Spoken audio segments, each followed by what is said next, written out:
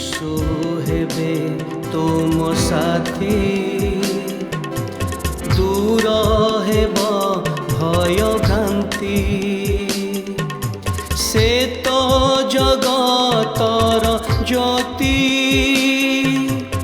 अंधकार हेब इति प्रात ज्योति जीवन जला प्रात ज्योति। प्रिय दर्शक बंधु नमस्कार।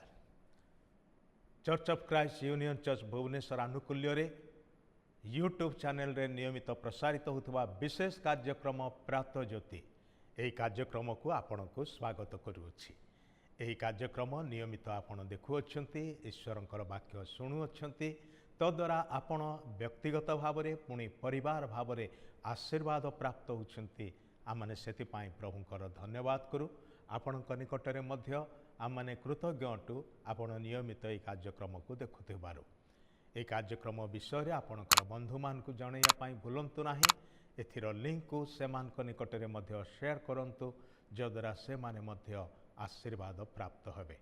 आमने आज आउ एक विशेष विषय नहीं कि आलोचना करिबा जार शीर्षक होउची प्रार्थनार शक्ति।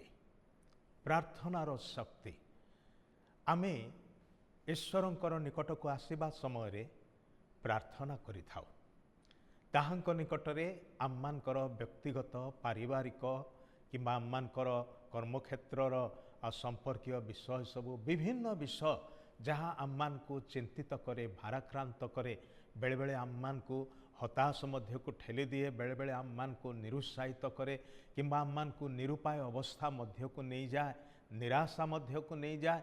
ए प्रकार समय आम्माने जेतेबेले चारिआडे अनाओ जे आम्मान को साहाय्य करिया पाए ना कौनसी कुटुंबीय लोक अछंती किंबा बंधु माने अछंती आमे सही समय आम्माने ईश्वर आड़ को अनै थाओ। हाँ जीवन रे प्रतिटी क्षेत्र रे आमे ईश्वरंकर साहाय्य मागी थाओ। आमने जानू जे जीवित ईश्वर से सबु विषय रे आम्मान को शक्ति देवा पाए आम्मान को साहाय्य करिया पाए समर्थ अटंती। से आम्मानकर प्रार्थना शुणती सेथिपाई आम्माने ताहांक निकटरे प्रार्थना करू। ईश्वरंकर वाक्य पवित्र बाइबल रे कथा लिखा अछि आहे प्रार्थना श्रवणकारी जे तुम्भ निकट को सकल प्राणी आसीबे केवल मनुष्य जाति आसीबे ताहा नुहे पृथ्वीर सबु सृष्ट जीवजंतु समस्त प्राणी से सृष्टिकर्ता ईश्वरंकर निकट को आसंती निज निजर साहाय्यर निमंते शक्तिर निमंते सहायतार निमंते सुरक्षा एवं जोगाणर निमंते आउ मनुष्य माने श्रेष्ठ प्राणी अटंती जो माने ईश्वरंक सहित कथावार्ता करने को पारंती। परमेश्वर आम सांगरे कथावार्ता करते आमे ईश्वरंक सहित कथावार्ता करू। प्रार्थना होची सेथिर विशेष माध्यम। तेबे प्रार्थना आम्मान को ईश्वरंक सहित एवं तांकठारे थिबा शांति सहित संजोग रक्षा करे जोगाजोग रक्षा करे। आम माने प्रार्थना रे प्रभु को निजर सबु कथा कहि थाउ आउ प्रभु ताहा शुणिकी उत्तर दियंती कार्य करंती।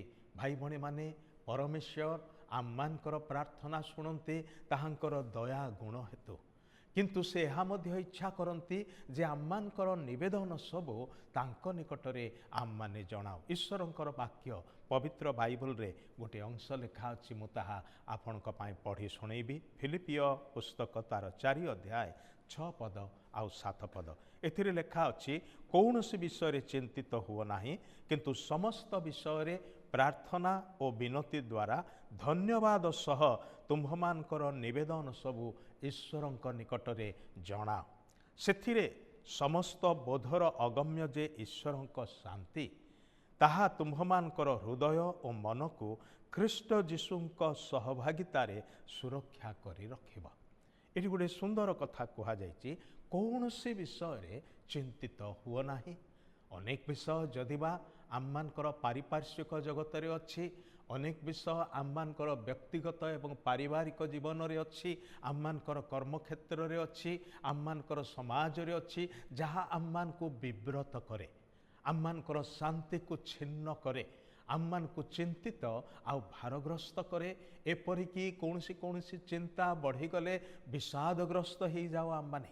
ଅନେକ ବିଷୟ ଆମମାନଙ୍କୁ ଚିନ୍ତିତ କରେ, କିନ୍ତୁ ଏଠାରେ ପ୍ରଭୁ କହୁଛନ୍ତି କୌଣସି ବିଷୟରେ ଚିନ୍ତିତ ହୁଅ ନାହିଁ। ଚିନ୍ତା ଖାଏ ଗଣ୍ଡି ବୋଲିକି ଲୋକମାନେ କହନ୍ତି। ଭାଇ ଭଉଣୀମାନେ, ଚିନ୍ତା ଆମମାନଙ୍କୁ କୌଣସି ଭାବରେ ଉପକାର କରେ ନାହିଁ। ପ୍ରଭୁ ଯୀଶୁ ଆଉ ଗୋଟେ ଜାଗାରେ କହିଲେ, ତୁମମାନେ ଚିନ୍ତା କରିକି ତୁମର ମସ୍ତକର କେଶକୁ ଧଳା କିମ୍ବା କଳା କରିପାରିବ ନାହିଁ।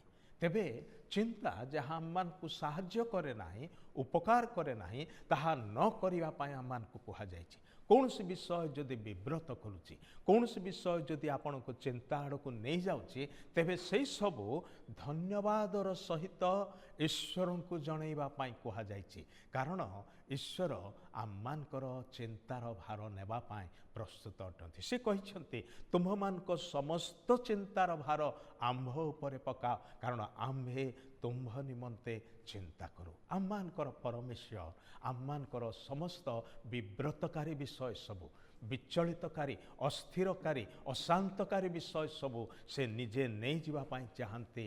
ତା ପରିବର୍ତ୍ତେ ନିଜର ଶାନ୍ତି, ଯେଉଁ ଶାନ୍ତି ଜଗତ ଦେଇପାରେ ନାହିଁ, ସ୍ୱର୍ଗୀୟ ଶାନ୍ତି, ଯେଉଁ ଶାନ୍ତି ଆମମାନଙ୍କର ବୋଧର ଅଗମ୍ୟ ଅଟେ, ଆମମାନେ କଳ୍ପନା ସୁଦ୍ଧା କରିପାରିବା ନାହିଁ, ଏ ପ୍ରକାର ଶାନ୍ତି ସେ ଆମମାନଙ୍କୁ ଦିଅନ୍ତି। ଯେଉଁ ଶାନ୍ତି ପ୍ରତିକୂଳ ପରିସ୍ଥିତି ଦେଇ ଯିବାବେଳେ, ଅସୁବିଧାର ସମ୍ମୁଖୀନ ହେବାବେଳେ ଆମମାନଙ୍କର ହୃଦୟ ମଧ୍ୟରେ ଭରପୁର ଅବସ୍ଥାରେ ଥାଏ, ଆଉ ଆମମାନେ ଶାନ୍ତ ସୁସ୍ଥିର ଚିତ୍ତ ହେଇକି ସେ ସବୁର ମୁକାବିଲା କରିବାକୁ ପାରିଥାଉ, ସାମ୍ନା କରିବାକୁ ପାରିଥାଉ। ସେହି ଶାନ୍ତି ପ୍ରଭୁ ଯୀଶୁ ନିଜେ ଦିଅନ୍ତି। ସେଥିପାଇଁ ସେ ଏକଥା କହନ୍ତି, ମୋ ନିକଟକୁ ଆସ ହେ ପାପରେ ଭାରାକ୍ରାନ୍ତ ଲୋକମାନେ, ମୋ ନିକଟକୁ ଆସ, ମୁଁ ତୁମ୍ଭମାନଙ୍କୁ ବିଶ୍ରାମ ଦେବି। ତୁମ୍ଭେମାନେ ଆପଣା ଆପଣା ଆତ୍ମାରେ ବିଶ୍ରାମ ପାଇବ। ଯେଉଁ ଭିତରର ଜୀବନ ବିଚଳିତ ହୁଏ, ତାହା ଶାନ୍ତ ହେଇଯିବ।